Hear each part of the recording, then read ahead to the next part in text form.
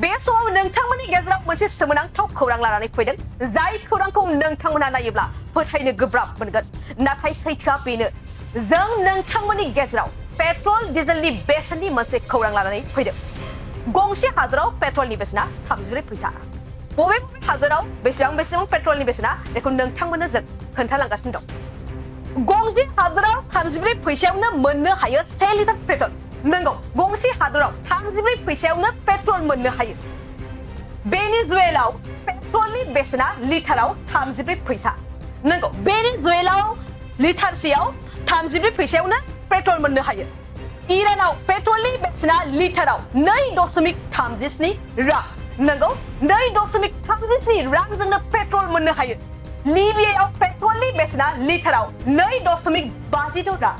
2.56 रांजोंनो पेट्रलखौ मोननो हागोन आलजेरियायाव पेट्रलनि बेसेना लिटाराव 27.77 रां 27.77 रांजोंनो पेट्रल मोननो हायो कुवेतआव पेट्रलनि बेसेना लिटाराव 28.20 रां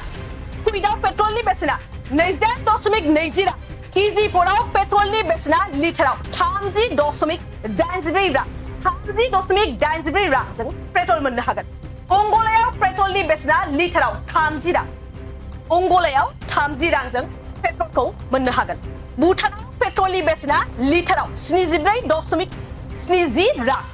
भुटानाव 74.70 रांजों पेट्रलखौ मोननो हायो हंकंआव पेट्रलनि बेसेना लिटाराव 256.8 रां हंकंआव पेट्रलनि बेसेना 256.8 रां हंकंआवनो पेट्रलनि बेसेनखौ बांसिन मोननो हादों बे समाव नोंथांमोननि गेजेराव मोनसे सोमोनांथाव खौरां लानानै फैदों बडलेण्ड बुब्लिया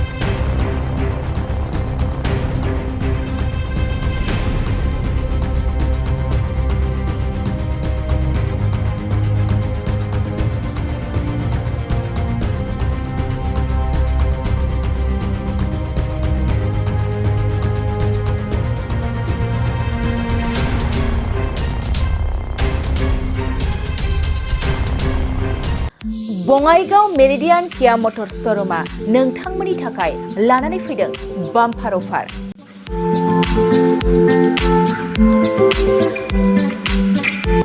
नोंथांमोना सोरबाफोर मेरिडियान किया मटर शोरूमनिफ्राय गारि बायनो गोसो दं अब्ला बङाइगाव थांनानै बायहैनो हागोन बे बाम्पार अफारफ्रानो जाहैबाय सेल्टस गारियाव 1,25,000 क्लेरेन्स गारियाव 1,50,000 सनिक गारियाव 50,000 सिम खम बेसेनाव मोननो हागोन नोंथांमोना गोसो गुदुं अब्ला थाबैनो नैबे जानबुं नङाव सुलाद लाहरनो हागोन जानबुं अनजिमायानो जाबाय